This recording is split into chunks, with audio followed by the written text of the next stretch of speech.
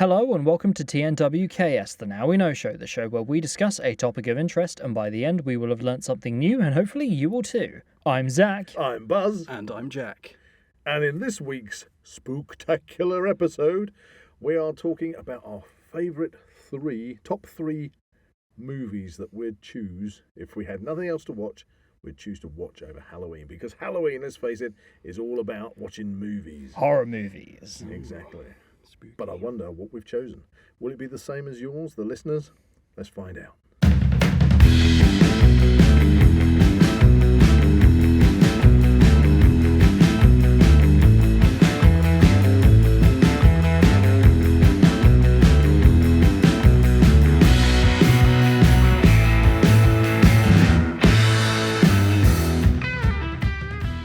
If you enjoy the Now We Know show podcast, support Zak Wylde Productions on Patreon or join our members on YouTube for early access, ad-free content and exclusive episodes.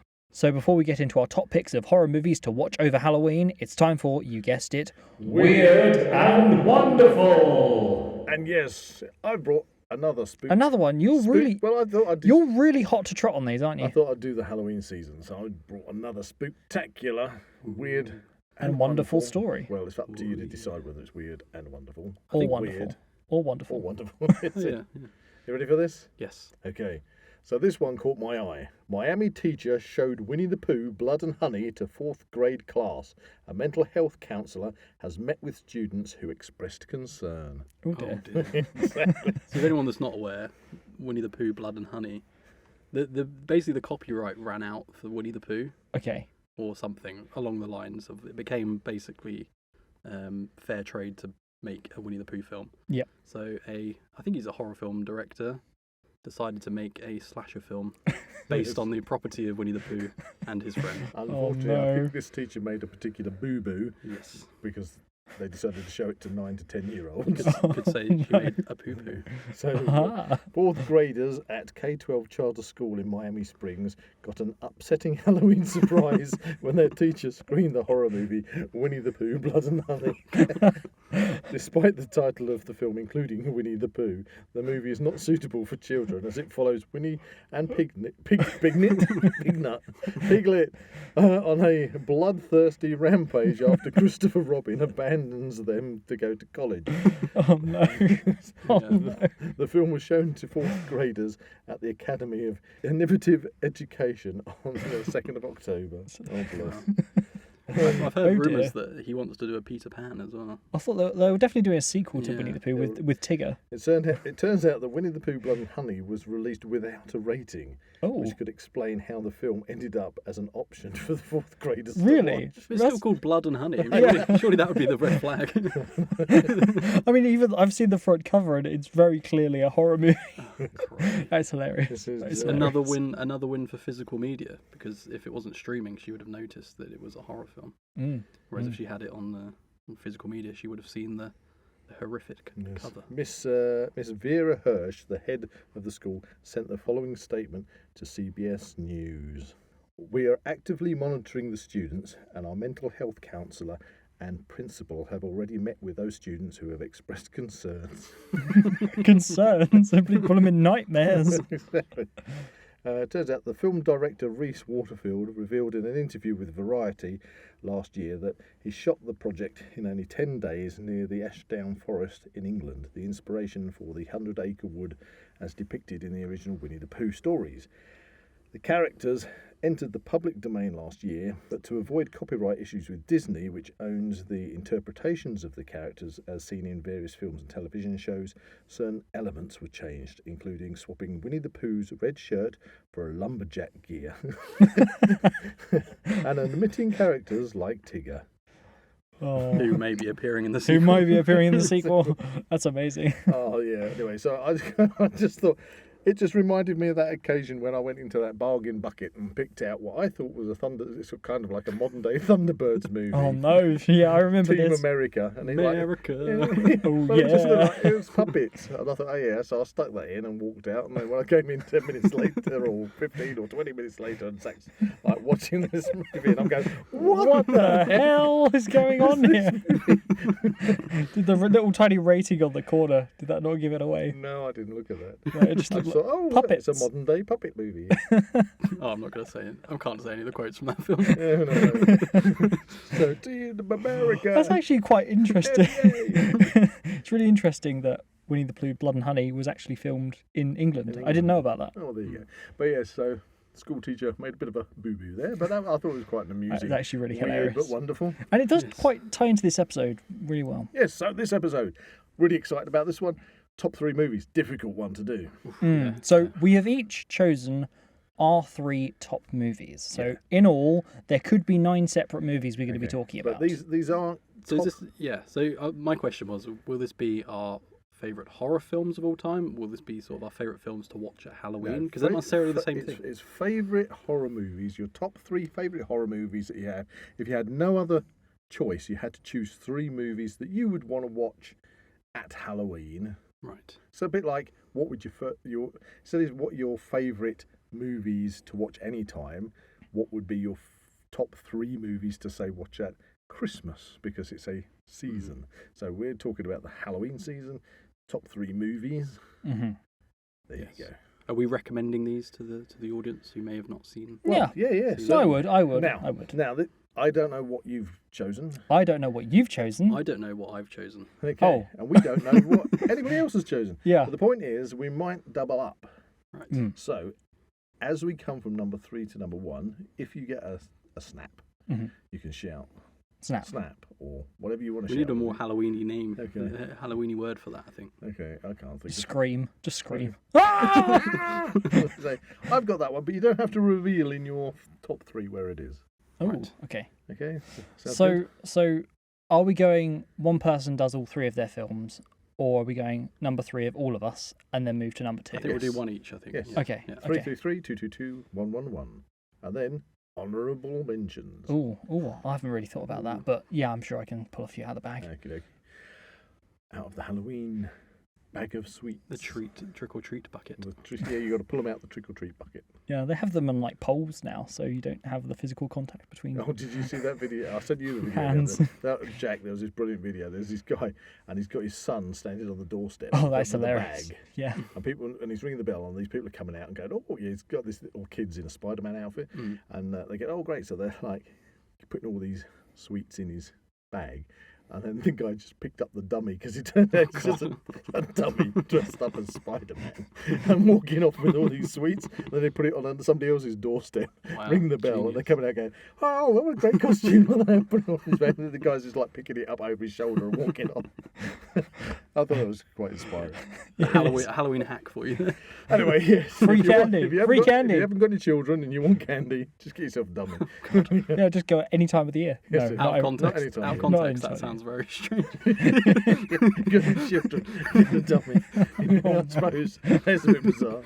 Why do you say that? Because I've got a good friend that actually collects those sort of like better than life babies. yeah. They look like real life babies, apart from they're not. So she takes them out in pushchairs. and like stuff. dolls, like Yeah, they're kids' dolls. dolls, but they're called what are they called? Newborns or something.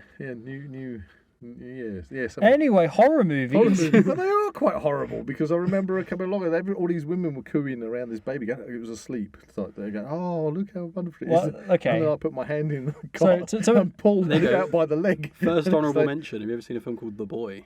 The boy. No. A film similar to that, where they've got a doll. Oh, I was going to mention Megan because of that. I mean, It's that's kind more of like of like a robot, but Oh, sorry. Sorry. The Boy is actually like a kind of doll. Isn't it? Bit like And you've also got Chucky Chucky. / Child's Play. there I you go. haven't seen those. Anyway, So they won't be on who's your going list. first? Spoiler. Who's going first? The listeners are I don't chomping at know. the I bit. don't know. Number 3 is Halloween spooky. Whoa. I'm slightly Who's scared to going go. for I'm number 3? approherent to go first. All right. Well, Jack, you can go first. Okay, Number 3. I'll go first. Okay. Then we can discuss briefly movie. So my number 3. Yep. You may have this in your list. I'm not sure. Okay, we'll find out if there's a scream. So last year, Yep.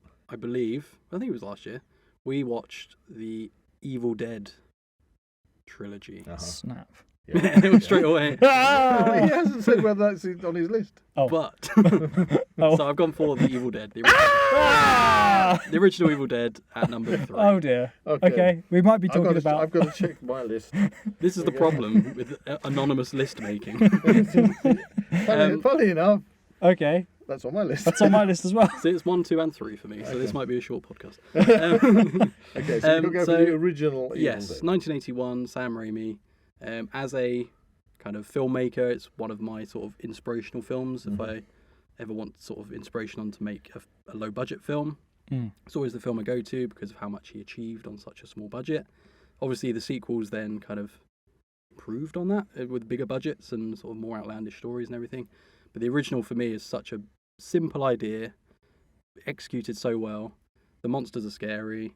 It's got that sort of cabin in the woods, which you want for a Halloween film. Atmosphere, obviously, it's got a really good atmosphere. Some sort of comedic moments. Yep. More Sprinkled out. more so in the sequels. I'm going to chime in on this one because I was there. I was there when it came You were out. in the cabin. I wasn't in the cabin. You're a deadite. You played the I Necronomicon. was there when that movie was released on VHS video. Pulls the mask off, it's Bruce Campbell. Oh my god. Hi, Bruce. and that was one of the original video nasties that got banned. Yeah. And I remember myself and some friends, his girlfriend had the downstairs on a Victorian townhouse. Okay. And we hadn't watched the movie, but what we didn't until we started watching the movie, then it all sort of kind of went, ooh, this is creepy, because underneath the lounge where we were watching the movie was the cellar, and she had the cellar door in the floor of the lounge, right in front of the television.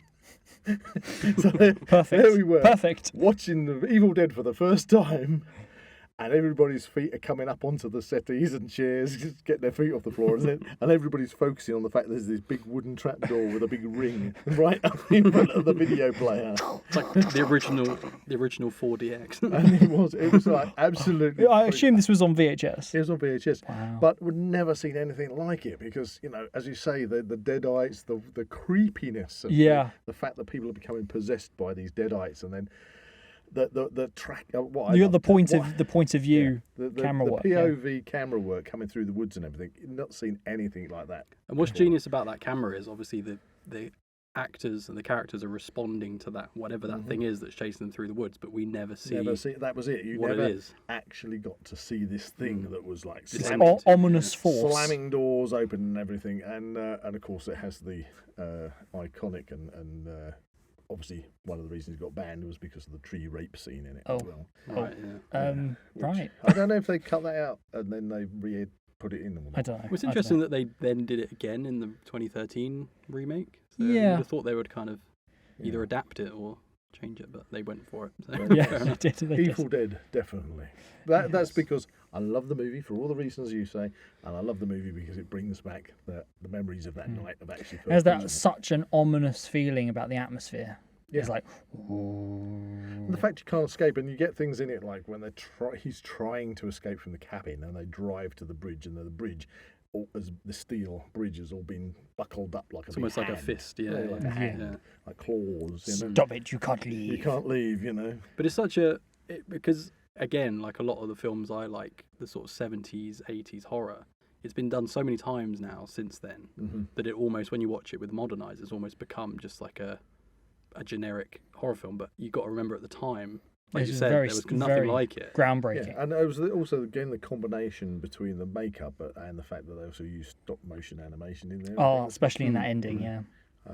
It's just a crazy movie, which is just fantastic, iconic of its time.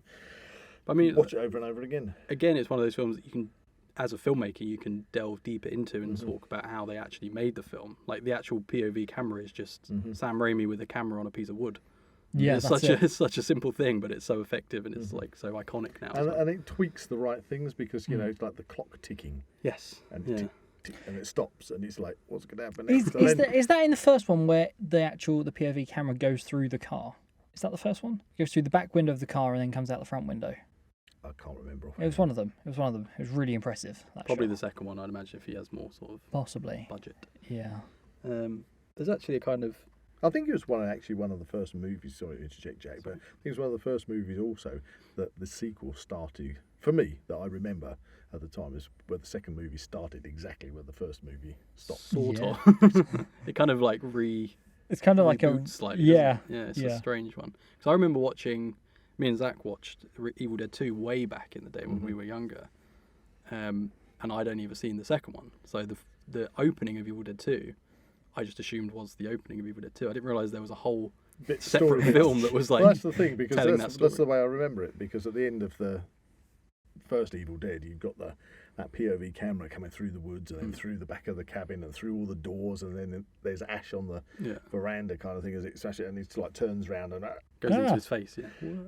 And then the second one, I think it starts off with a little preamble. It does, doesn't it? yeah. It But does a little. still, it goes from the point where he's on the veranda, and then it's like he himself is lifted off and goes through all the treetops. It does a brief kind of refilmed flashback. Yeah.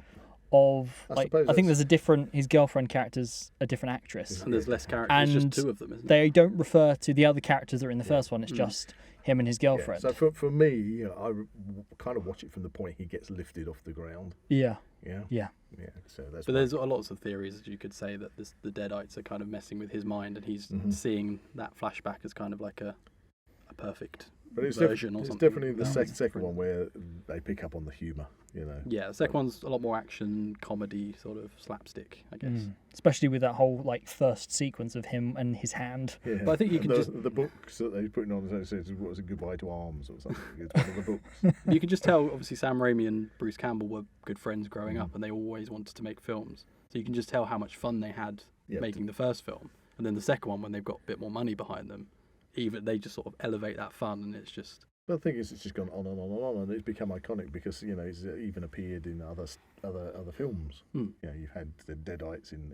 Well, you've had the movies. Necronomicon in the 9th Friday the 13th movie, There you go. and in Pumpkinhead 2. Got video games, TV series, sequels very recently. Any noticeable moments, like iconic moments that you reckon that stand out to you, or maybe even the goriest moments? Because I certainly have one from the first one. Well, I've discussed things such as the camera zoom. For me, the one moment that really gets me is the HB pencil to the ankle. Oh, right. It's so brutal. Yeah, boom. And the effects, the physical effects on it are amazing. I think also the white eyes that they put on the Deadites. I was going to say, when the other chap in it, he suddenly comes up, I think he's been knocked about or something, and suddenly he stands up and his eyes are turned white and he's got all the black veins. It's like, it's just the movement of the characters. Apparently they were very thick white glass Ouch. contact lenses. That just shows the kind of limitations they were facing. Ouch. That sounds painful. Bizarre to the actors to be able to I would act like a possessed zombie in that sense if I had those. But I think, am I right in saying the original would have then gained popularity once the second one sort of came out?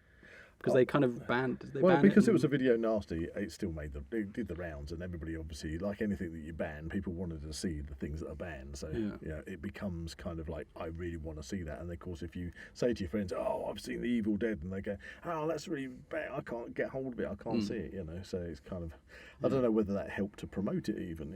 Yeah, the kind of folklore around the film itself. Yeah.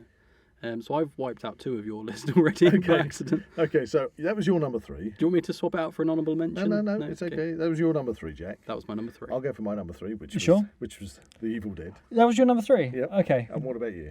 That was my number 1.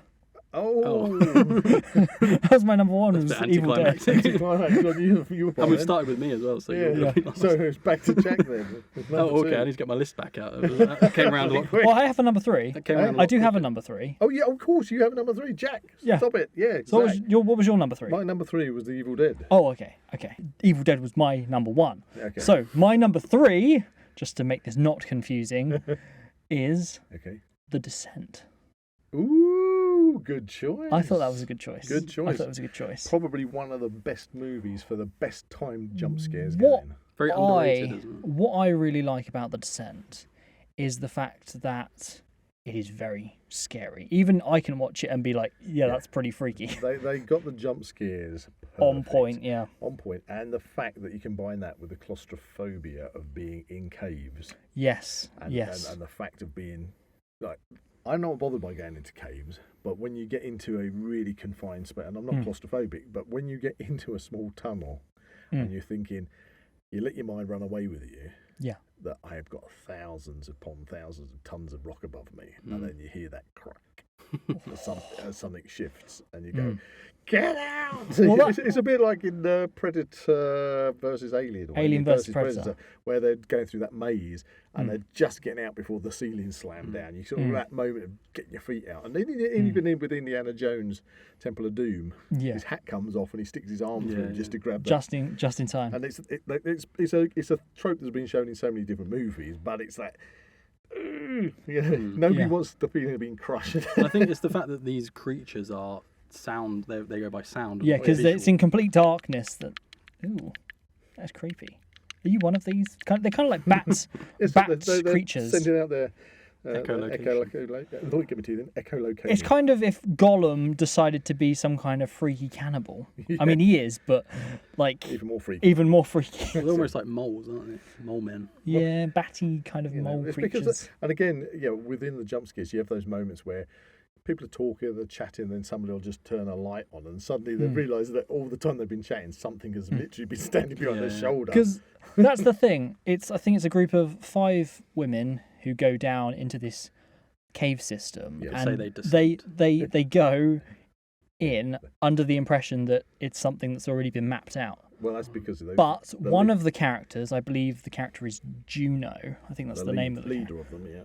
Who's kind of organising it, has actually faked that. Has lied, and it's actually an undiscovered cave system. She wants to discover it, surprise them, and also claim the fact that they've managed to discover. And there's a very good shot where you can actually see them heading towards the cave, and they've left the map in the car, and it's kind of like, oh, something's not quite right here. Yeah. And then obviously they go down into the cave, and it's all fun, happy. Then they start going through these really tight spaces. Yeah, that's what I'm saying. It's so tight. Claustrophobia starts to build. And then a collapse happens. And then they're stuck down there. And it's like, that's no problem. We know what cave system we're in. There are plenty of ways to get out of here. And it's like... Who's got the map? Nobody's got the map. And then it's... By the way... We're not actually in that cave system. Yeah. And it's just a gradual thing. And then they find... Other people have been in there in the past. They find old mining stuff as well. Old steel, rusty pitons and stuff. Am I right in saying the same director as Dog Soldiers as yes. well? Yes. Neil Marshall. Neil Marshall. What he does really well is like he has a lot of like very, how do I explain it? It's sort of relatable experience sort of settings. Is that the right term?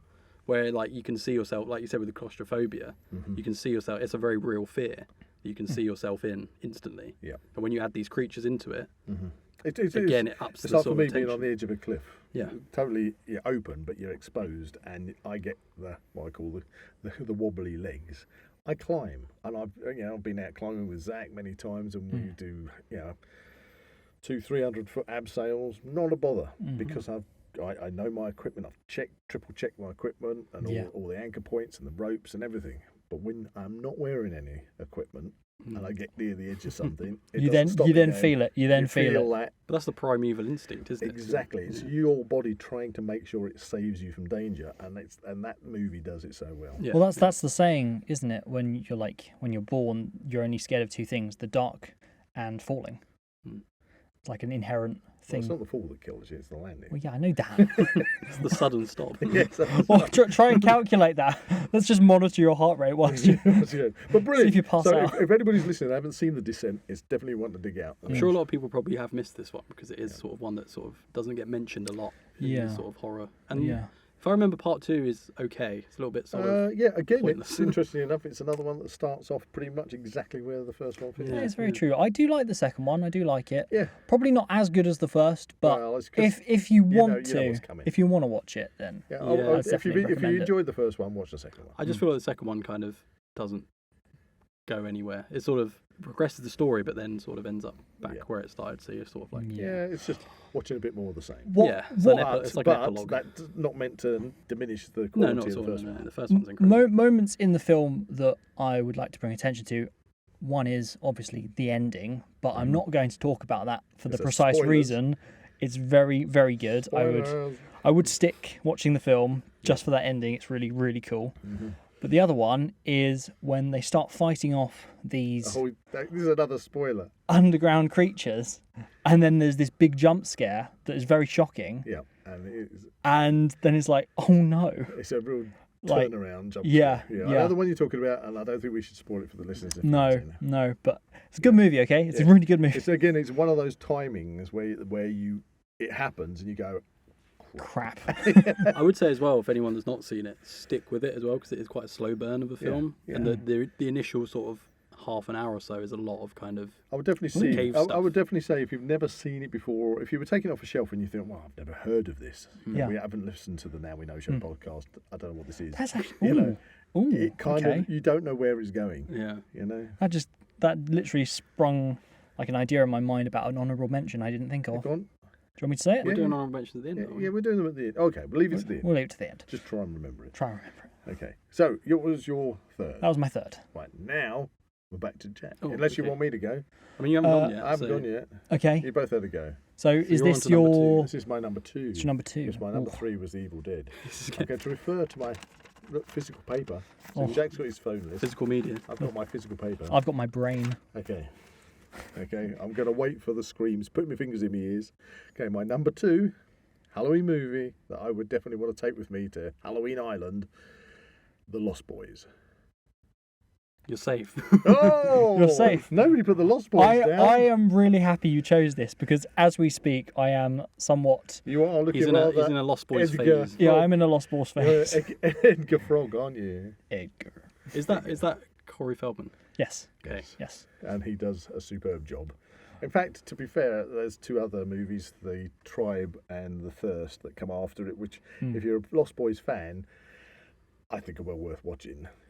Tribe not as good as the First or third one. but the first one is iconic. And the third one just wraps it up really The nicely. fact you get vampires, and vampires are predominantly seen before this as maybe, your Dracula style vampire and all sorts of like creepy kind of vampires, and they're always seductive and trying to take you in. And with the Lost Boys, it's like the first movie where vampires come out and there's a group and they're really cool. Yeah, cool It's vampires. cool to be a vampire. This is the... It's very 80s cool, but it's cool. But it's cool to be a vampire. It is the top Yeah. of cool If vampires. you want to be a vampire, you want to be in the Lost Boys, you know? Yeah. And it's just like, it's cool. Keith Sutherland does a fantastic job of being the leader of the group. Again, I'm not going to spoil it for those people. I'm sure most people have seen the Lost Boys, but there is obviously the twist in it. I mean, straight off the bat, the music Yeah. is amazing. The music all the way through is superb. Very I know, 80s. but again, for people who were growing up in the 80s, what was it in 1982? Was it 87, I 87. think. A bit later, I think. Later Yeah. than that. Did I write the date down? I didn't. Because it was the same year as Near Dark, Right. which was after Aliens. Yeah. And, well, there you go. You jumped in there. Honourable mentions, won't say it. Anyway, but yeah, so for me, The Lost Boys is just such an iconic movie, which annoys me that they put cuts in it when you watch it on terrestrial TV. That is weird. That is so weird. They've- Oh, I got the 4K, so Yeah, it's, yeah, it's so- Lucky duck. And the great thing with it also is, by the fact that you've got it on physical media, is you get to see the scenes that were deleted. But I personally think they add to the story if you get to watch the deleted scenes. And that, for me, I really enjoyed watching that. So much seeing the movie all these years later, then suddenly seeing some extra footage that I'd never seen before. I was like, wow, that's really cool. I think one of my favourite scenes in that film, weirdly, is when they're hanging under the bridge. Yep. Into the fog. Yeah, well, that's the iconic thing, isn't it? That's used on all the promotion. So it's Michael, isn't it? I'm saying David. It's David's the other one. Michael. Yeah, no. Come on down. David's the leader. And it's got Bill from Bill and Ted in it. Yeah, as Marco. which again was quite funny when I watched it for the first time. But yeah, again, it's just it just feels like the 80s. And, Bit of Aerosmith on the soundtrack as well. everything about it is, and I also like the fact that you get the impression that the granddad is not phased by any of the facts of all this stuff that's going on. Yeah, that's funny. All the time, like, he knows. Okay, let's go to town. All right. Yep. Turns off car. That's Yeah, as close that's as town close I, to town oh, as I I like to wanna get. You know, it's just great. You know, I just love that movie. So that was my number 2. It's got that sort of the films don't really do it anymore. It's got that sort of Goonies Monster Squad style where it's like Well, you're Corey Feldman was in the Goonies. where the kids are kind of like the protagonists and you're discovering it along with them. That's it. The adults. Well, again, yeah, because the adults are kind of in it. They're not involved. Initially. But when you're watching it at that age, I can imagine it's like they're like your mates. Do you know what I mean? Like they are. Of that time as well. That's Everything's sort of. I wish I could watch it at that age. It's an interesting choice because to me, I wouldn't really consider The Lost Boys to be that scary, if at all scary. I wouldn't say it's a scary film, no. Like, No, the only scary thing is the vampires, but that's not what these 3 movies are meant to be about. Yeah. These 3 movies are meant to be about what you'd definitely take with you to watch for the Halloween season. For example, and I'll point this out straight away. You guys might have them on your list, but I haven't included things. I actually looked at some pre-lists on the internet, just to see what other people had put down for their top 10 lists and such like, and they were putting in things like Alien. I don't consider that a Halloween movie because that is sci-fi I'd watch that anytime. Yeah, I know, but that's sci-fi horror. So I kind of condensed, made sure I stayed on the line of the supernatural and things that are associated with the Halloween season. You do see a lot of like alien sort of things come up. With You and Your Descent, Halloween. Yeah. I wouldn't classify that as a Halloween movie. Yeah, but it's scary. That wouldn't have gone on my list because wouldn't have gone on my list. Now Wouldn't have gone on my list because it's not supernatural. But I would choose to watch something scary at Halloween. No, I agree with what you're saying. But then you can watch something scary any season. But then Lost Boys, that you said, isn't scary. Yeah, but it's vampires, supernatural. Fits in with the Halloween theme.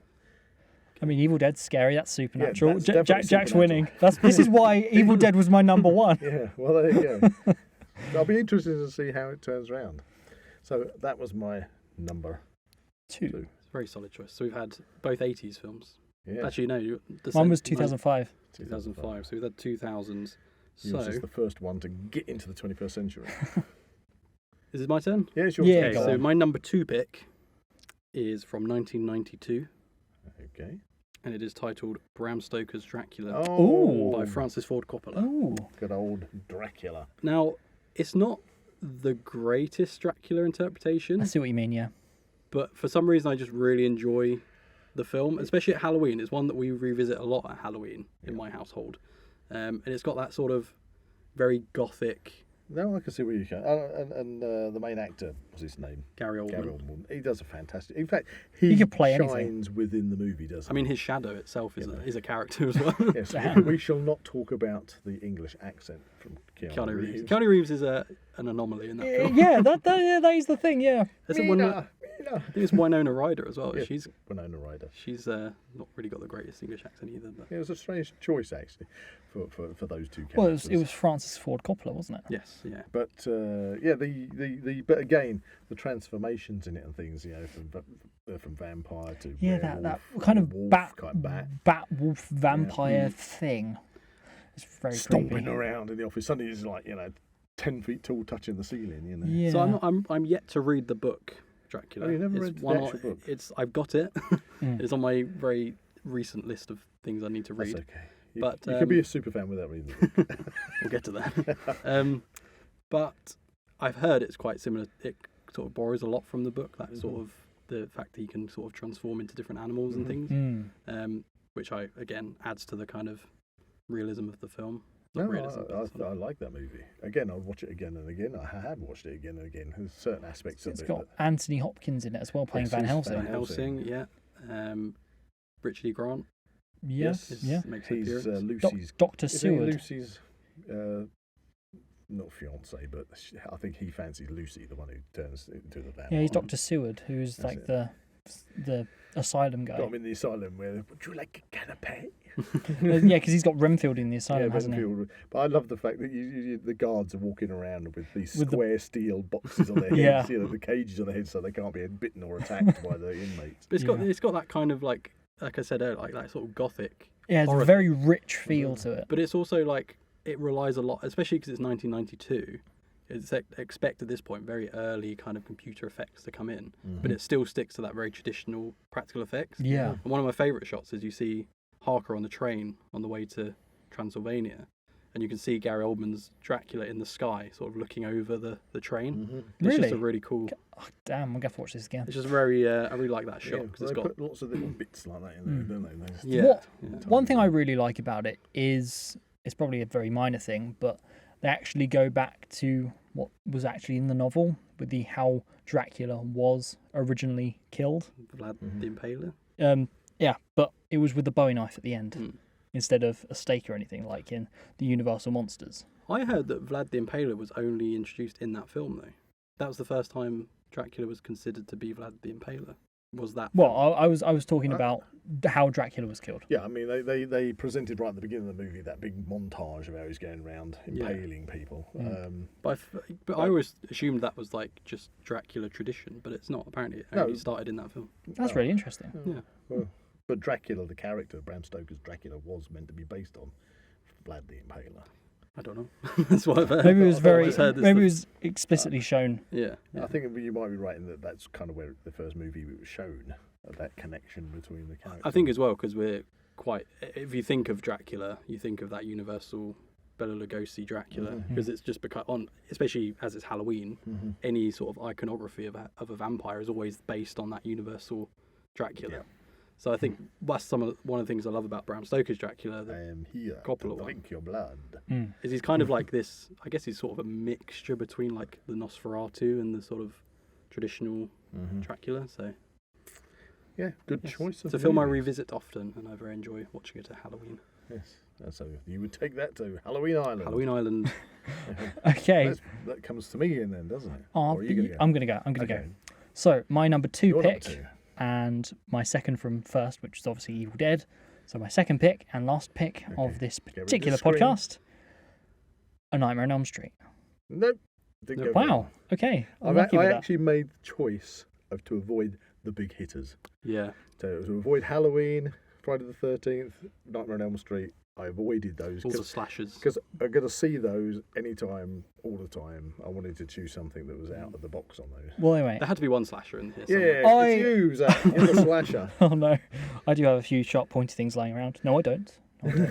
That's just a couple of frog. That's it's actually a steak. Yeah. Who went for steak? There's just a couple of broken digestives in here. Who ordered the steak? That's the one. And then he pulls out the steaks. Yes, I got to kill the vampires. Anyway, so A Nightmare on Elm Street. One thing I really love about Nightmare on Elm Street as opposed to other slasher movies is obviously Freddy Krueger. He has a personality. He's talking to you. He's taunting you the entire time. Yeah, he was a real good, different breath of fresh air when it came to that kind of character. Yeah.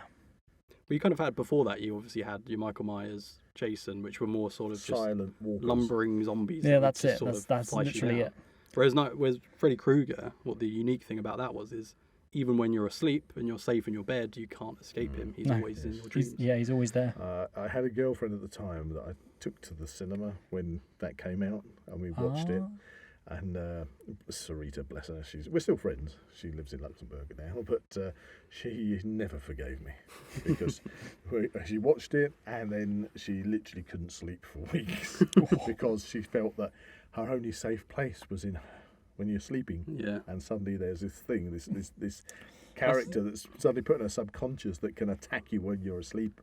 And that freaked her out completely. That's the genius of it, though, isn't it? Yeah. And in fact, it reminds me of another friend at school whose name escapes me, but I didn't go to the cinema when he went to the cinema, but he went with some other friends of mine, and he got to about halfway through the movie and he had to leave the cinema. And the doctor actually gave him tablets to try and calm his nerves. To stop him dreaming. Now that might in the sequels. That might seem to those people listening kind of a big overreaction, but at the time that came out, nobody had seen anything like that. That's only people you know. That would have happened worldwide of anyone that's seen the film. Yeah, definitely. Now, speaking of cinema trips, that is exactly what we did last year. So last Halloween, we went to go and see. That feels like longer ago. Nightmare on Elm Street. That's when I was dressed up as a killer clown. That was funny. That was really noticeable. Are you sure that was a year, not 2 years? That was last year. Wow. That was last year. Gosh. I was dressed as Freddy Krueger. Obviously, I wasn't as burned or severely injured. What did you go as, Jake? Scarecrow, weren't you? And I think you gave me your Jason mask. I thought. Yes, Jason. that was it. Right, you went as Jason, that's it. We're a very small Jason. Very small. He's a very small man. Oh, it had Johnny Depp in it, didn't it? Johnny Depp, What, one in of his his. mask? No, not in the How did he get cinema. in there? Not in the cinema. I believe it's Johnny Wearing a Depp's mask. first appearance. Yes, because it does say yeah, introducing introducing Johnny Johnny Depp, Depp. which is quite a milestone. Quite a big thing. That's when he gets pulled into the bed, isn't it? Mm. And blood starts Oh, flying yeah. everywhere. Yes. That's that Yeah, iconic moment that always comes up on the documentaries. When it all just comes out there. Was that? I think Wes Craven put together the rotating room, didn't Yeah, I he? think it was one of the first movies that had that. Oh, yeah, that's... Although yeah. 2001, Space Odyssey uses it on the ship when they're. But I running think around the when ship. that came out, because you had the girl, the first one that gets killed. Yeah. She's going up the wall, and it's cutting between the view of the boyfriend looking at her, and she's getting pushed up the wall and then onto the ceiling above the bed. Yeah, and it's like so surreal because she's like floating around in like the middle of the room and it's like, how the heck is this? How's this going? What? I need to watch that scene again and look at the furniture and see if anything like starts to move, like the bed covers or anything. Because you'd have to really glue it down, wouldn't you? It's hard to explain that effect actually to someone that can't visualize it. But basically, the room's turning, Yeah. but the camera's fixed, Camera's fixed. Yeah, so that- everything appears to be moving. So the character in the actual box moves. Looks like they're the one that's moving. But it's actually The room. the room. Very clever idea. Very good. Yeah. And they use a similar thing in The Fly, don't they? Yes. David Cronenberg's Yeah, The Fly. Yeah. So there you go. Nightmare on Elm Street. Yeah. That's love a it. good call. Love it. Definitely But recommended. That's definitely a Halloweeny. It's a classic. Because It's a classic. it's supernatural. you And see. scary. And scary. And spawned obviously a very iconic slasher. Oh, God, villain. you cannot have a kind of probably more of an iconic person than Freddy and his glove. Yeah. I mean, the person who designed the glove is like, we need something more than a knife and a hatchet or a machete. There you go. Yeah. Wes Craven did pretty well at sort of creating iconic horror characters. And I think it's also the noise because everybody hates the sound.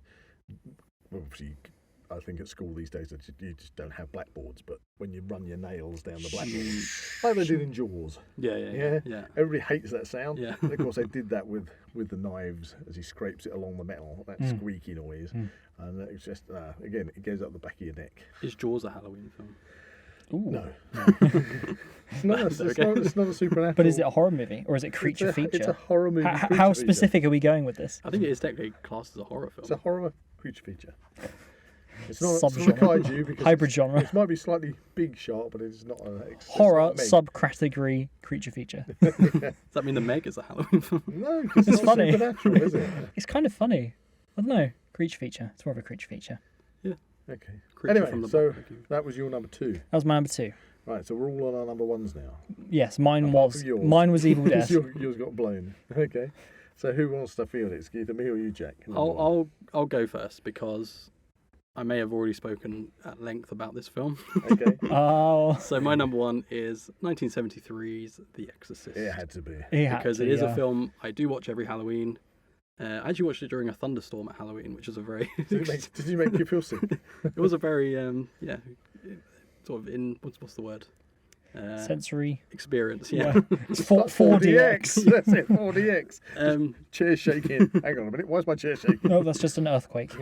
Or maybe it's some kind of Pazuzu. demon. Yeah, So Pazuzu. yeah, a bit of promotion for a previous episode we did speak about on the super fans in quotation marks episode. I did speak at length about The Exorcist. Go and listen to episode 70 of the Now We Know Show podcast to find out all about The Exorcist. And adding to that as well, obviously we went to see a Shocktober screening, which was a special screening of the anniversary. Which again, watching that in October. Did it have the laughing man in there? He wasn't in this one. But he was in the last two we watched. I've been hearing from Zak. Every yeah. time you go to the cinema to watch one of these movies, there's a guy that's always sitting He behind finds you. everything He keeps funny. laughing. I've never known anyone find Hellraiser was apparently hilarious. The funniest movie going. Friday the 13th, an absolute a ball. comedy. A comedy It was classic. it was like watching the Heidi High. Yeah, you'd think there would be a lot of goths and emos in Hellraiser, but they actually turned out to be far more goths and emos in Friday the 13th. In the cinema, not In the film. cinema. I reckon they gave him audio description, but they gave him the wrong soundtrack. Aha! It's like that emu or whatever it is from Family Guy. Yeah. So, the laughing man wasn't in The Exorcist, so you got away with that. But yeah, for me, The Exorcist has a very sort of creepy tone all the way through. The atmosphere itself is just unnerving. Totally 100% Halloween movie. Yes. That one. Oh, I'd so it's imagine- okay that it's scary. No, but it is a possession by a demon. You know, Yeah. it's supernatural. That's Well, the what- creatures in The Descent could be No, demons. No. No, No. No. Can't not be at making all. assumptions. Oh, You sorry. know what happens when you make assumptions? You make an ass of you and umption. Hey.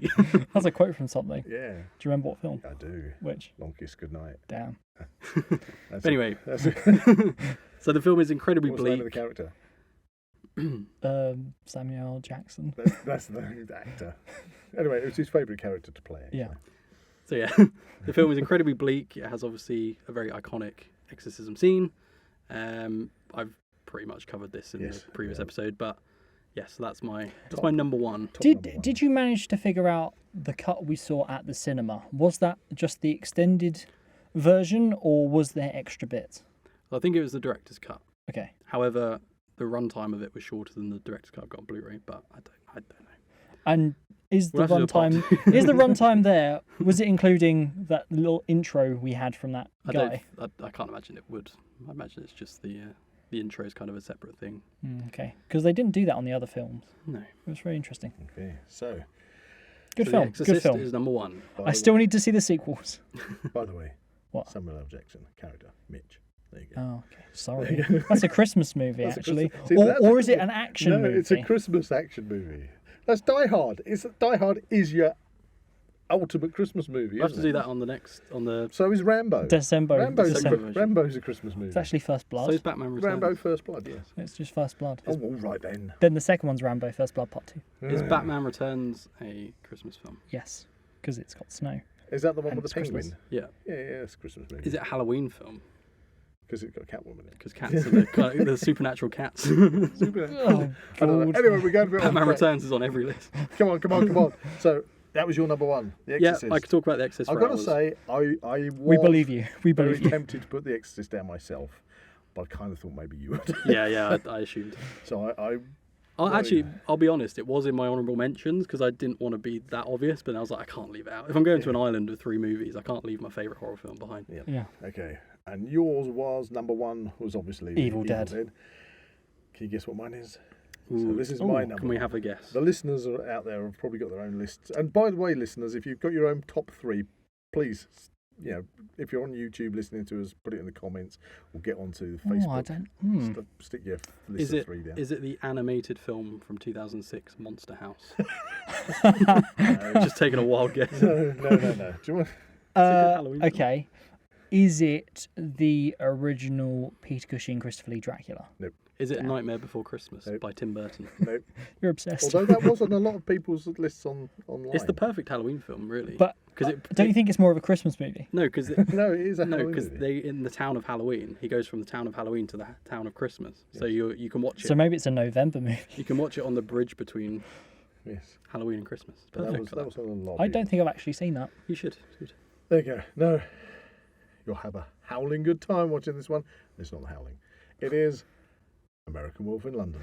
Oh, but isn't that a comedy though? That's not good. That is werewolf. That is a It's good supernatural. yeah. Come on. Yeah. American Wolf in London.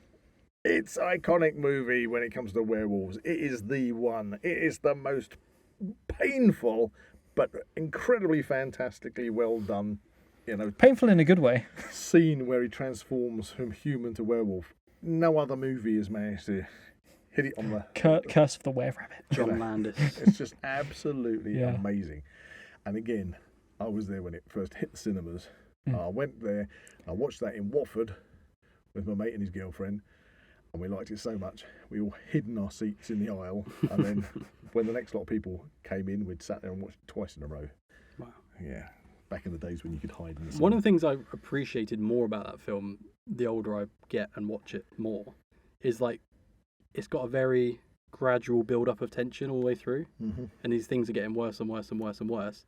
And when you think it's about to be resolved, you get the ending, and it just cuts to black. You get Bad Moon Rising by Creedence Clearwater or whatever. Revival.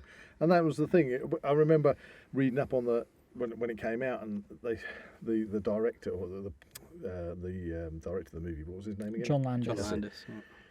He approached film companies to make that, And they said, no, we're not making this because it's not a horror movie. As you just said, Zach, it's a comedy. comedy. And then other people said, oh, no, this is Too scary. This is too scary. This is not a comedy. And it took him quite a while to actually get the backers to make it.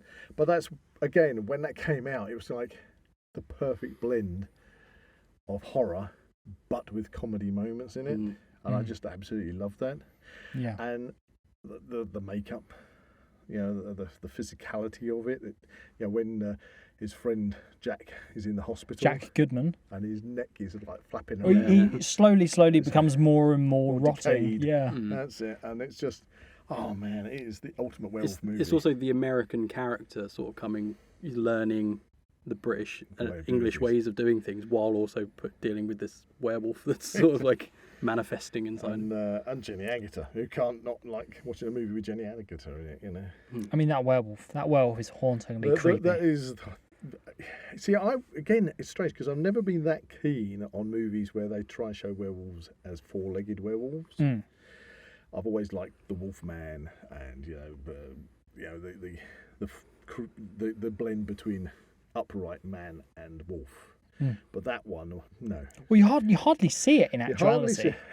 And again, you hear the howl, and that howl has not been matched for terror in any other werewolf movie. It's just so terrifying that just the howl alone. Especially in the London Underground. That's one of my favourite shots of all time, I think, is the underground. And where the guy falls over on the escalator and drops his case, and you get this view down the escalator. And that was the thing. First time I watched it, I didn't clock it. Second time in that cinema, you notice just at the top of the screen, very briefly, it starts to come in. It lingers for so long before you see it start to come in as well. It's sort of that like everyone's sort of waiting to see this creature, and then you get these like little savage glimpses, of a mouth or something in the dark. Well, I mean, especially at the beginning, that's where the tone kind of really kicks into gear, and that first initial attack on the moors. And again, it's iconic things. How many times do people say, stick to the road? Yeah. Or anytime anyone walks into like a local pub, it's always that scene. Lamb, the last dart goes into the board. Where's the lamb? Where's the lamb? You made me miss. Hey, what's that thing on the wall? Oh, that's been there for years. It'd be a shame to take it down. The taxi driver in it as well is Bricktop from Snatch. Yes, one of his early. He is. Have you heard about the murders? That's it. Horrible it is. It's like Jack the Ripper's back. He wakes up in like a zoo. Yeah. And that's a funny connection, isn't it? Because Sarah Downing actually bat specialist worked with those wolves. With those wolves. Is that the ones in Withnail tonight as well, where he does the speech at the end to the wolves in London? I can't remember. I don't know. But, there you That's go. a weird connection to our previous episode, the Werewolves podcast. So please go and check that out. But again, it's just then it's the humour because obviously he's naked and he's in London Zoo and he has to steal a fluffy coat and he's standing there in a Mummy, a naked man just stole my balloon. What are you? Stop making lies, kind of thing. Oh, it's hilarious. And then of course Michael Jackson liked it so much he got John Landis to direct Thriller, where he turns into a werewolf and uses quite similar sort of techniques as well. Yeah. But that's it. American Werewolf in London. I mean, what can you say? It's absolutely superb. Yeah. Terrifying and funny. I'm surprised that I didn't think of that.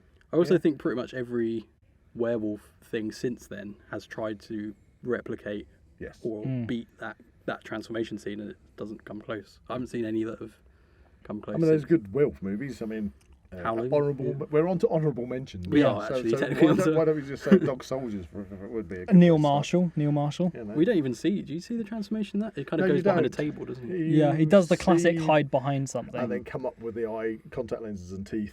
And then he disappears, and then full werewolf. Company of Wolves. That's a good one. They come out that's the freaky. Mouth. That is, that is an iconic scene in Company of Wolves, and that's a movie that I think a lot of people haven't seen. Never trust a man whose eyebrows meet in the middle. That's it, monobrows. And that's a strange movie, and I always like that movie because basically, it kind of connects in a way to Labyrinth, the way it was filmed. The girl is playing with toys. That's and then goes into that fantasy land, and the same with the girl who is obviously Red Riding Hood in that one. Well, honourable werewolf movies, obviously The Howling, because that came out similar times as American Werewolf in London. Apart from the ending. Oh yeah, The weird cute one. Oh yeah, they should have done that differently. we're not honourably mentioning Howling 2. I mean, yeah, it doesn't get any better until sort of Howling 3. I've got a massive list of honourable mentions. But we're talking werewolves. Silver Bullet. I was going to go Bad Moon. I've got Bad Moon down as well. Oh yeah. Can I get all my honourable mentions? Just list them out so we can. Well, I'll tell you what. Yeah, Throw them into the mix. Yeah. throw them into the mix. Okay, so my first honourable mention is 1976 Richard Donner movie, The Omen. Oh gosh, yeah. We I've got caught that down. the briefly on the TV the other day. Caught a bit of that when Doctor Who got spiked by the. Yeah. No! And I forget He his didn't name. regenerate though. That was the problem. No, he didn't. I mean, it's because he had a big metal spike. Yeah, see, honourable mentions. I've got The Exorcist down, so I've got the Omen on there as well. Again, it's another one of those sort of 70s films that they never quite replicated after that. All the sequels have always been a little bit not great. My next one was actually Nightmare on Elm Street, which has already been mentioned, and then another Wes Craven in Scream from 1996. Yeah, the first one, yeah. Yeah, because I think it's not necessarily one of my favourites. I do enjoy it, and I enjoy the franchise. I think it's the ghost face mask that's become like Halloween, just the easiest Halloween costume you can do. You can buy. Yeah. Right, my honourable mentions. 1958. I'm going to Way back. Hammer Dracula. Boom. Christopher Lee. In America, known as Horror of Dracula. There you go. But that's an iconic one. Oh yeah. In personal opinion, I think Christopher Lee is the best Dracula. Coming into the 2009, this I thought for me needed an honourable mention because I love the twist in it. Drag Me to Hell. Oh. Sam Raimi again. Again, I like the effects that they had Yeah. in the movie. Yeah. The weird Romanian one-eyed woman, but it's just the twist in it was like, There's one of those in every Dracula film as well, isn't there? Don't go up there. That's it. I had the werewolves actually. Wasn't the creature called the Lamia or something? The Lamia, yeah, that's that goat thing. Goat demon, yeah. Yes. Are we taking turns with honourable mentions? Can do. Go. Okay, well I've gone for Halloween 1978. Fair. Yeah, again, I mentioned it before. I left those ones off my lists because they're just so Halloween. Well, we're not. They are Halloween. We're not recommending Halloween 5 and 6. 4 just about maybe makes it, but 5 and 6 are terrible. Again, we have done an episode on the Halloween franchise. We did have. last year, That was last October, yeah. There you go. Go check that out. Next one on Buzzers. We're just going to play. Wait, okay. The next one on mine, 1985. Okay. The original Fright Night.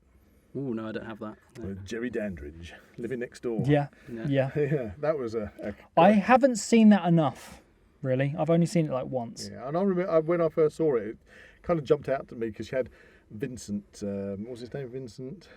Peter Vincent. Peter Vincent, and of course that was the actor. Can't think of the actor. Roddy McDowall, who obviously played the lead role in Planet of the Apes. Planet of the Apes, yeah. And so it was great to see him in a movie It where was he's very, not actually doing something. it was very Peter Cushing-like. Yeah, I think that was the thing. It was kind of like a twist on Peter Cushing stroke Van Helsing, obviously. But it also had a kind of almost a Lost Boys kind of vibe. Have they remade that? They did. They did too. They've done 2 remakes. Right. Yeah, so that was your turn for honourable mentions. Okay, back to the slashers. I've gone for Toby Hooper's Texas Chainsaw Massacre from 1974. Yeah. Thought about that, but because it's not supernatural, it didn't come on my list. Yeah, I can see it. Yeah. It wouldn't be on my horror, definitely. top. Halloween, yes, you could obviously watch it at Halloween, but it's not actual Halloween. Have you seen the latest Netflix Texas Chainsaw? I haven't, but I did think for this Halloween I would like to, because I've got all of the Texas Chainsaw films, but I've only ever really seen the first and the Michael Bay one, so I kind of want to. I liked the second and third one pretty good, but the latest one, I didn't hate it. I liked it. I liked Leatherface in it, but I found the characters we followed throughout the story very annoying. You wanted to kill them. Yeah. But I think what it is about the original one is, again, it's like what we talked about with Evil Dead. Shocking. It's shocking. Yeah. With Evil Dead, that is kind of that sort of grainy, low budget. Again, I think it was one of the ones that was video nasty. Yeah. And someone, I can't remember who it was, but someone described it really well as basically it feels like the family in the film have made the film, which kind of gives it that extra bit of edge. Again, and I think the scare factor in that one is that fear that you are in the middle of nowhere and there isn't anybody to save you, kind of thing, and you are at the mercy. It's a bit like when you get those small horror movies that kind of tried to, a bit like that one. What was the one up north in England? was it Inbred or something? Yeah, inbred. One with Inbred. But don't again, they go to a very isolated community. Yeah. It's a kind of like a play on. It's actually Texas Chainsaw. kind of similar to Hellraiser in a way that Pinhead was obviously in it, but he didn't become like the main character. But in Texas Chainsaw, it's kind of the family, and then Leatherface kind of becomes. Go on, Grandpa, you can do it, Grandpa. And Leatherface kind of becomes the main focus for the rest. Yeah, I think in it was the 2013 one, Texas Chainsaw. I remember quite liking because it was literally just him. Yeah, but let's face it, who wants to go to a Comic-Con or a horror fest dressed up as Grandpa when you can dress up as Exactly. Oh, have you seen? You haven't seen the second one, have you? Not yet. I'm working my way through. No spoilers, please. Okay, no spoilers. No Right, spoilers. I'm going to jump back to 1978. This What's one, that? this is going to stump you two. The Legacy. The Legacy. Is that something to do with a cat? Nope. It has got a cat, I think, on the cover of the movie. Actually. Interesting. Poster. Okay. On the poster, yeah, but it's got Roger Daltrey in it from the Who, Right. and it's. What do you think? It's just kind of. It's just I know it's quite bizarre. an odd person but no, I really like that as a horror movie. Well, what is Is it? it British? Is it British? It's a British one. Nice. An American couple on holiday suddenly find they've been invited to a mansion house where it turns out that the girl is one of 6 other people that are going to inherit this legacy from this person who owns the house and the estate and everything. But they all start dying horribly. Ooh, you see. this is worthy of a watch, I think. And there's a twist at the end, but I'm not going to tell you any more than that. Okay. But it, Okay. but, Whet again, our it's- appetite. but it is. What I can say, it is to do with a pact with the devil. So therefore, I'm it feeling comes there into might be an arrow, possibly. comes into the horror. Maybe. Comes into the Halloween horror. Talking about so- cannibals again. Were we? Did we talk about cannibals? Yeah, Texas Chainsaw Massacre. Oh, Do they eat? do they eat them? Yes, I don't think they're cannibals. yes they are. Do you know? I never really They are. considered that. I just thought that they just like They put them on meat hooks and they don't just made cut them up made for fun. furniture out of them. Yeah, because There's lots of furniture made out of bones. Ed Gein, isn't it? The real guy who actually they went into his house and they found lampshades made of people Skin and and stuff. everything. Anyway, Hills Have Eyes. Yeah. Oh yeah, the hills have eyes. Yeah, That's an nobody's honourable mentioned mention. that. I haven't seen the original. Okay, not I've seen bits of supernatural, the but remakes. that's based on nuclear radiation. Isn't Yeah, it? but it's kind of that cannibal kind of yeah. creepiness. Yeah, okay. I can see you Another giving that an sort honourable of- mention. It's Wes Craven again. Yeah, that would have been. Would that have been a Vinny Nasty, or did it have a bit more money behind it? Back in the day, it might have kind of been bumping on the edges of More of an Vinny American one, isn't it? Fun factoid. And there's a poster in The Evil Dead, so we've come full circle. It always has that chap in it. You know, the guy who appears in lots of different movies. He's got Yeah, kind of yeah. like Weird bald science. head, Weird science. Weird science. He's got in the The bald- Guyver as well. Fun fact: there is actually The Hills Have Eyes Part 3, That's it. which is not known by that many people because the title was actually renamed to The Mind Ripper. All right. There you go. Check it out. So my next one Okay, Jen. may be controversial in terms of whether it's a Halloween film. It's okay. I'm not going to be too picky. Is The Wicker Man from 1973. Got that on my list? Yes. it counts. I got it on my list. Yes. And I 'Cause was it's folk kind of. horror, isn't it? It's folklore, but it's because you've got the island of people that go through all that Yeah. performance to get their ends because they believe that that's what's going to do them good. Yeah. Try not to do any spoilers if anybody out there hasn't watched The Wicker Man. First of all, But- correct that and watch it. But it's kind of like I couldn't make my mind up whether it's kind of witchcrafty, But not. it's not.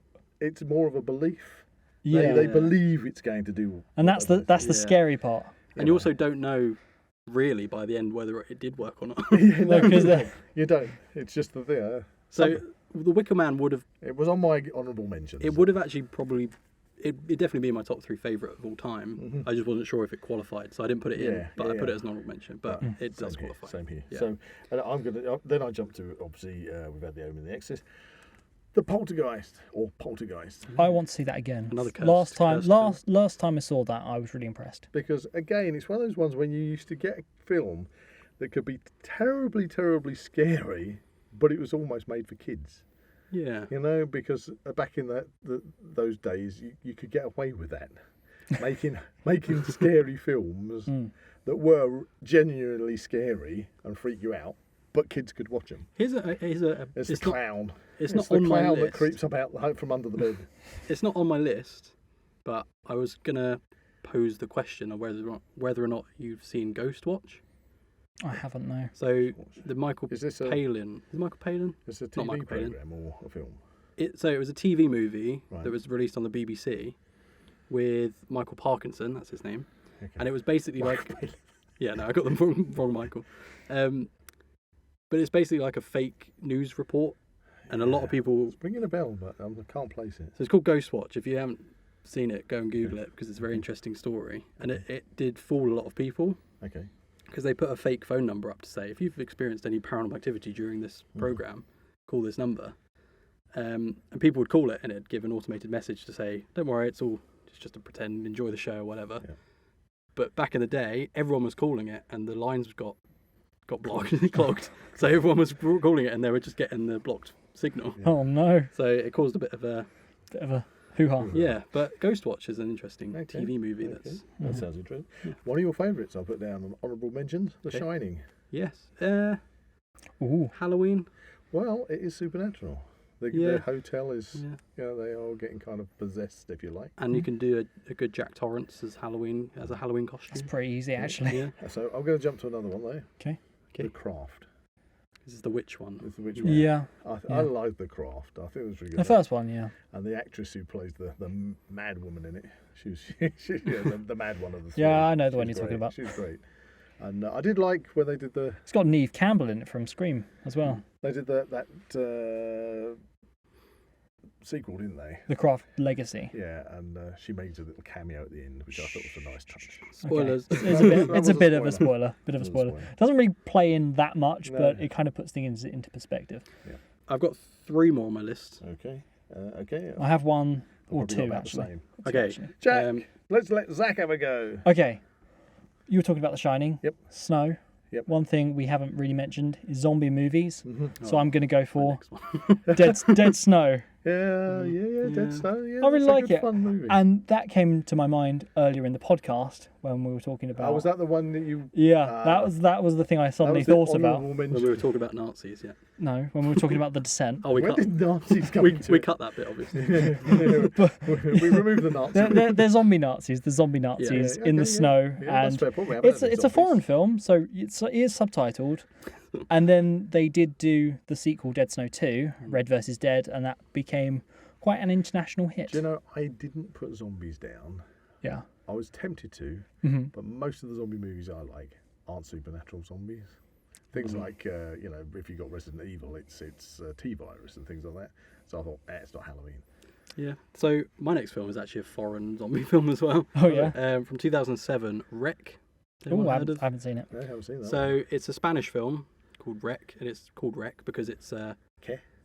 sorry, because it's basically short for record, and it's an amateur journalist, news reporter, following a firefighter team, A fire team. I think I've heard you mention this one before. to an apartment building, Right. Yeah. where the whole building is being very slowly taken over by zombies, Oh. and it's a very, very good found footage film. Oh, so it's like Cloverfield. Right? Yes. Cloverfield Or, style. Blair Witch Project. I would The think. Spanish version, Wreck, is fantastic, and then the Americans remade it as a film called Quarantine, which is it follows very similar. I didn't know that. I it's didn't know that. Follows very similar beats, That's but what this is about. It's the Now We Know show. It's not Now quite we the know same. show. Yes. It's actually a funny story. Do you remember Love Film? Yeah. Yes. So Classic. when I was younger, my sister subscribed to Love Film, and she ordered some DVDs because they would come through the post. Oh in yeah, little I used sleeves. to love that. Yeah. That's why we used to use it. And none of the films she ordered actually were the films she Oh asked yes, for. they used to supplement them if Yeah. they didn't have them, did they? So one of the supplement films was this film called Wreck, which we didn't know anything about because the disc was just black with Wreck on it. Yes. We ended up watching it, and it was this very scary Spanish zombie film with some really good sort of jump scares and creepy moments. Love it. There is now an Arrow release, so Ooh. track that down. Oh, if you might haven't have, got a to, chance. might have to check that out. Brilliant. Right. I think there's like quite a few Wreck sequels. There is a few sequels. I think they get a little bit silly eventually. Yeah, well, There's that's just my cup of tea, isn't it? There's one at a wedding which is quite good, like a wedding video that turns Oh. into a zombie. Okay. I'm going to go for a double barrel one on this. Double one. barrel. Ooh. Actually, again, because nobody's mentioned Leprechaun 4 in space I yet. don't know if this one classifies as supernatural or not. Really, depends on what you. But somebody comes back from the dead, so here you go. It would be the 1931 Frankenstein.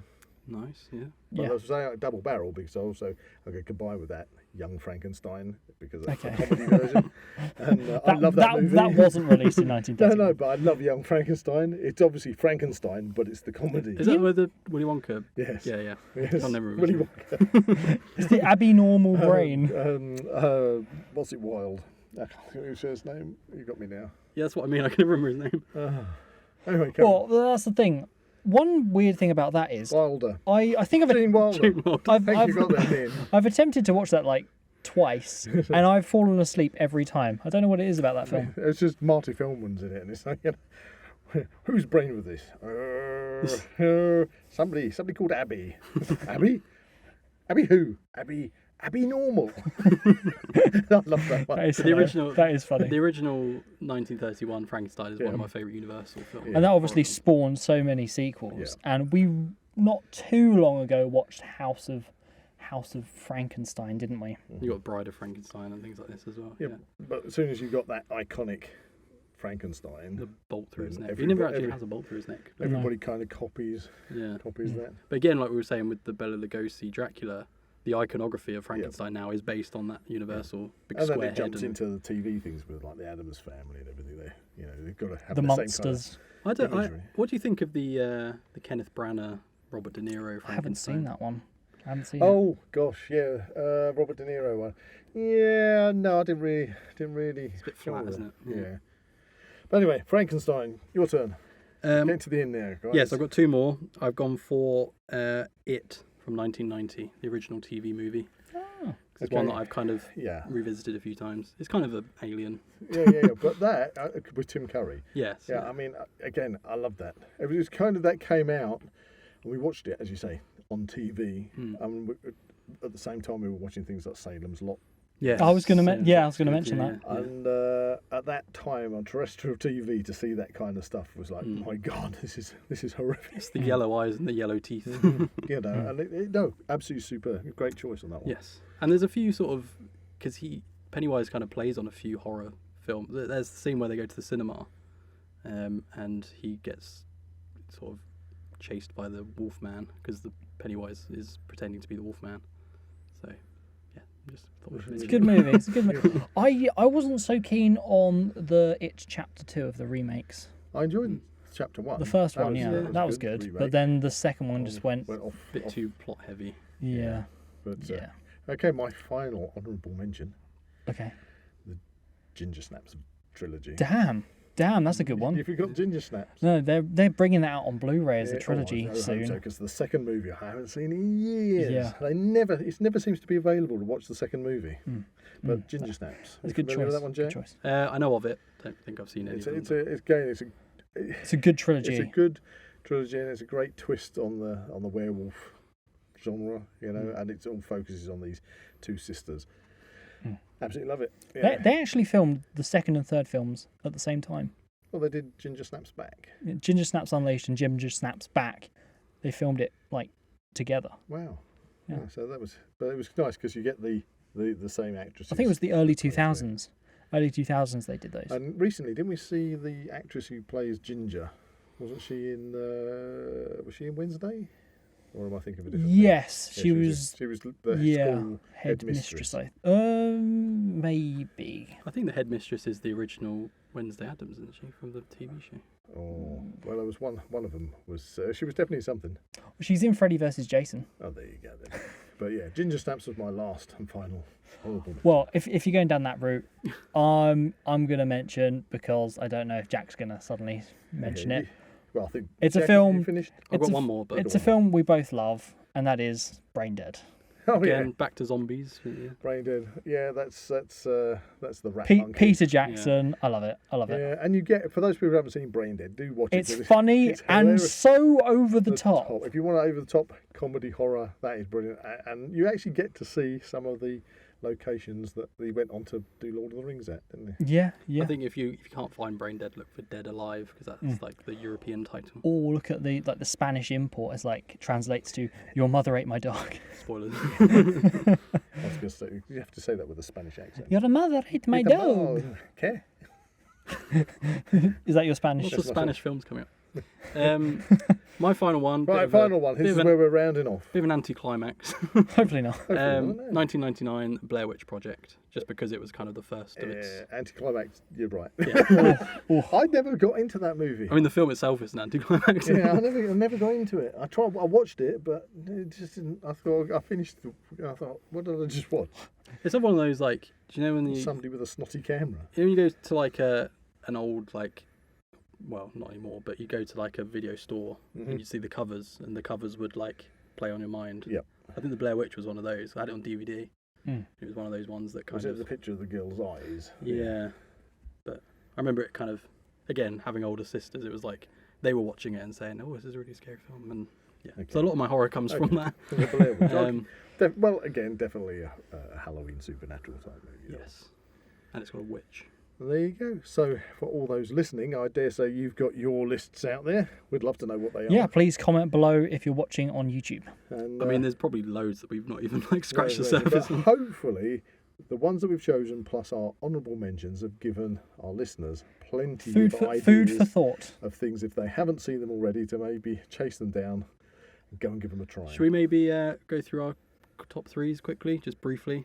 Mm-hmm. So my top three, at number 3 was The Evil Dead, number 2 was Bram Stoker's Dracula, and number 1 was The Exorcist. Mine at number 3, Evil Dead. 2, Lost Boys. Number 1, American Werewolf in London. And my number 3 was The Descent. My number 2 was A Nightmare on Elm Street, and my number 1 was Evil Dead. There you go. Good mixture in there as well. So, happy Halloween, everybody. Happy, happy Halloween, Halloween, Halloween, happy, happy Halloween, Silver Shamrock. That's a reference to Halloween 3, Season of the Witch, which we didn't mention. No. Didn't mention that. We didn't mention The Thing either, which we're going to go and see as of time of recording in a week or so. But is that supernatural? It's more sci-fi. sci-fi horror, isn't it? That's sci-fi horror. I mean, we just didn't mention The Thing. We did now. No. There you go. Okay. John Carpenter's kind of a horror director. But... Anyway, the thing is, we have to... The thing is, he said it. We have to now choose an exclusive episode It's hat topic time. from a previous episode that we're going to flash back to. Out comes the deer stalker. This is for I'm our giving it a shake. patrons and YouTube members. Giving it a shake. There you go. Who's going to choose this time? Oh, I don't know. Well, Jack chose last time, didn't you? I can't remember. I don't think I was in the last episode. It was Glenn. It was Glenn. It was Glenn. Oh, good old Glenn. Okay, hopefully it's something scary. Oh, okay. Could be scary. It is. What are we going to be talking about? We're going to be flashing back to episode 31, which was Top 10 Xmas Gifts for Preppers. That is going to be awesome to talk about. It is. Because that's the only podcast I can remember that got banned. It is. Oh my God. There's a story there. There's a story there. You're going to have to tune in and find out about that one. Into that exclusive episode. So please join our seriously. Patreon and please become a YouTube member for that. We're like Doctor Who. We've got missing episodes. Actually, our Exorcist podcast was also cursed. Ooh, you need to tell me about this. It's Halloween. Give me a brief. Why was it cursed? It's because I tried to use the music for The Exorcist. So And it's just it got copyright. banned. It got banned. But that wasn't the reason the Prepper one got banned. No. That is a treat that we will save for our exclusive episode. It's all those political views you were spouting. Yeah, about Christmas gifts. That's the hilarious bit. Anyway. It's not as bad as The Incident. The incident. We don't talk about The We Incident. don't talk about the incident. That's where the other presenter went. Just keep your foot on that trap door, Jack. Stop it. He's trying to escape. Swallow your soul. got Swallow your water. soul. That was another thing I was going to mention, sorry. There's a reference to The Exorcist in The Evil Dead, I think. Really? I think. Where she's in the basement, it says she says something like, "Your mother's up here," or something. But then obviously in the Exorcist, she's like, "Your mother's in here with us." Which I like. Ah, yes. I see what you're saying. Anyway. Anyway.